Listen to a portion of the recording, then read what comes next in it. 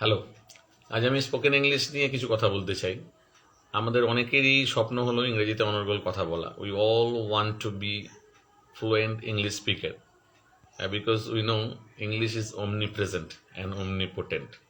ইংরেজি ভাষাটা সর্বত্রই গ্রাহ্য এবং for the you can say for the place or not the colonial rule we consider that English is a superior language, and who can speak in English, they are more intellectual person.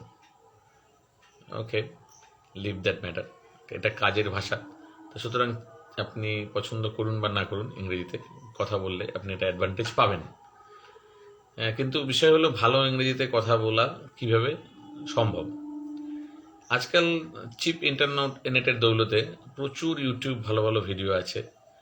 কোন কথাটার সঠিক ইংরেজিতে অনুবাদ কীরকম হয় সেই সংক্রান্ত, আপনার উচ্চারণ সংক্রান্ত, ইংলিশ গ্রামার সংক্রান্ত, ফ্রেজেস, এডিয়মস, এগুলো নিয়ে কি বললে কি উত্তর দিতে হবে সেগুলো নিয়ে প্রচুর ভালো ইউটিউব কন্টেন্ট রয়েছে। এবং আমি বলছি না যে সেগুলো কাজের না, সেগুলো প্রত্যেকটাই কাজের। প্রত্যেকটাই কাজের কখন? যখন আপনি ইংরেজিতে কথা বলতে শুরু করেছেন কিন্তু আপনি আপনার লেভেলটাকে বাড়াতে চাইছেন। In that case, those videos are very much helpful if you want to improve your level.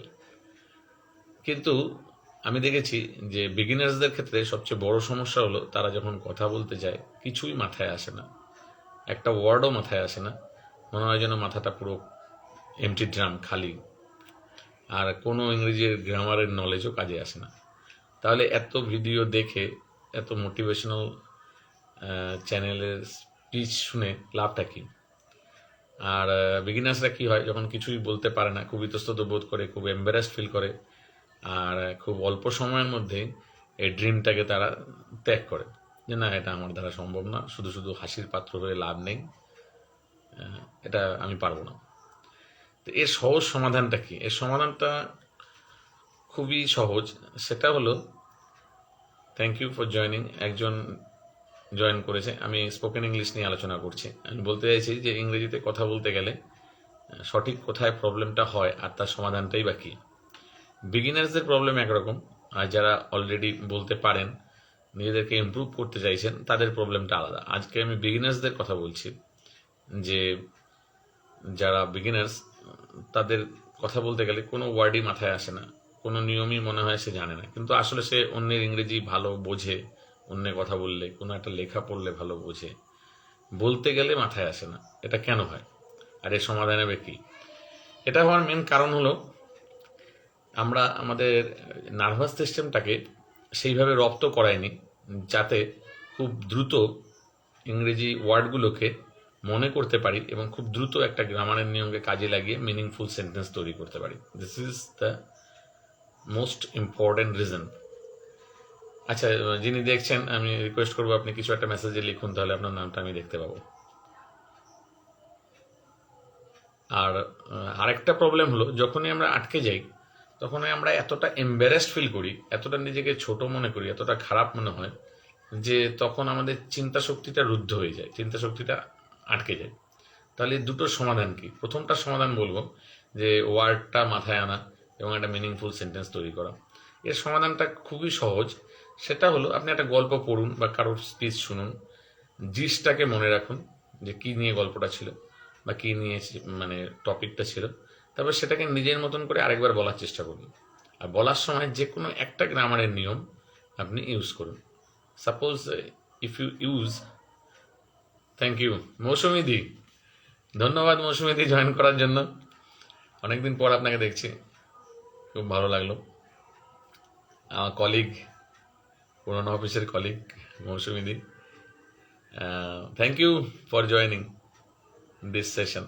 তো আমি বলছিলাম যে কি করে স্পোকেন ইংলিশ শেখা সম্ভব। প্রথম স্টেপটা হলো খুবই সহজ, এটা যে কেউ যে কোনো বয়সে শিখতে পারে। তার একটাই মাত্র মানে কন্ডিশন হলো, আপনাকে ধরতে হবে এটা একটা ভাষা। ধরুন আপনি হিন্দি বলা শিখতে চাইছেন, বাঙালিরা হিন্দি বলতে চাইছেন, তো এর তো কোনো ক্রাইটেরিয়া নেই যে এই জানলে পরে আপনি হিন্দি বলতে পারবেন, এই বয়সে হিন্দি বলতে পারবেন। যে কোনো বয়সে আপনি হিন্দি বলা শুরু করতে পারেন। কি করতে হবে? শুনতে হবে, শুনে সেগুলোকে আবার সেটাকে রিপিট করার চেষ্টা করতে হবে, হুবহু না, নিজের মতন করে। তো ইংরেজির ক্ষেত্রেও তাই, আপনি কিছু শুনলেন বা কিছু পড়লেন, কোনো একটা আর্টিকেল পড়লেন, পড়ে সেটাকে যে কোনো একটা নিয়ম মাথায় রেখে, যে আমি এই সেন্টেন্সটার মতন, আই লাভ ইন্ডিয়া, তো এই আই লাভ ইন্ডিয়ার মধ্যে কি আছে? আই মানে আমি, সাবজেক্ট মানে আমার সম্বন্ধে বলছি, লাভ কোনো একটা কাজ, ভার্ব, আর কি ভালোবাসি না ভারতবর্ষকে ভালোবাসি, I love my country, I love my motherland. তো এই সিম্পল স্ট্রাকচারটাকে খেয়াল রেখে আপনি যতগুলো পারবেন সেন্টেন্স তৈরি করতে থাকুন। প্রথম দিকে এর মানেটা কী হবে, এটা শুনতে ভালো লাগছে কি লাগছে না এসব নিয়ে ভাববেন না।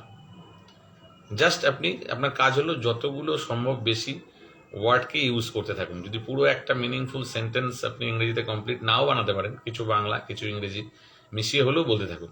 তার প্রধান কারণ হলো আপনি বলতে পারেন এইভাবে কবে শিখবো।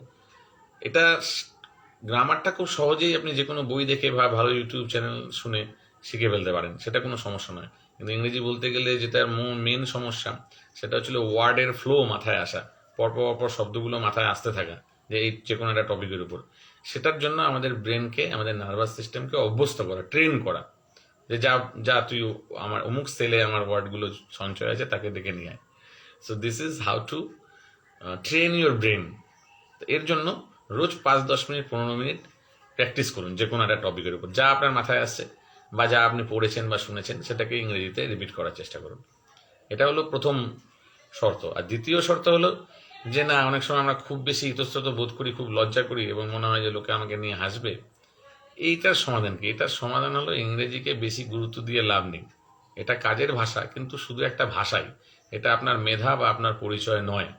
আপনি যদি নতুন গাড়ি কেনেন 60 বছর বয়সে, চালাতে গিয়ে হালকা কোথাও ঠুকে দেন বা বারে বারে স্টার্ট বন্ধ হয়ে যায়, তার মানে এই না যে আপনি ব্যক্তি হিসেবে খুব ছোট বা খুব খারাপ, খুব নগণ্য, কখনোই নয়। You are trying to learn a new thing, you can actually fail several times, but what matters that you are consistent, you are adamant to learn that skill.